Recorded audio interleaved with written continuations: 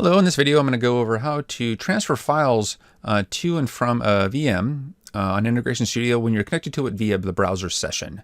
So you'll see here I'm in Integration Studio and I've got this instance that's running. I'm going to click the app links here and be presented with the two options here. One of them is the browser and the other one is RDP. So I'm going to go ahead and click the browser session here. This will bring up my browser session here, and you'll see that I'm on VM now. I'm going to go to the file manager and you'll see that there is a mapped network drive that's been created for you automatically. This is key to the file transfer. So now that we know that this is here, we're going to go and click up this little menu, this really tiny little menu bar right there, and you'll see file transfer, and there's an upload and download. So to upload the file, we'll click this button here.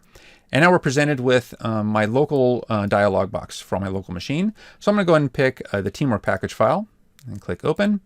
And as soon as I do that, you'll notice that it uploads it to the map network drive. I'm just going to refresh that, and there it is. So this is now the network drive that's on the VM. So I could just take that and then just copy that or cut it or delete it and just transfer it over to a local file on that VM.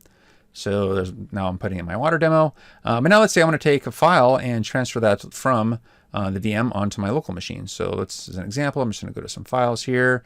I'll take an alarm report. We'll just copy that. And then we'll just go back to the network drive and we'll paste it. So as soon as I paste it, you'll notice that it shows appears as a download in my browser session. So you'll notice that it is now available in my local downloads. So there we go.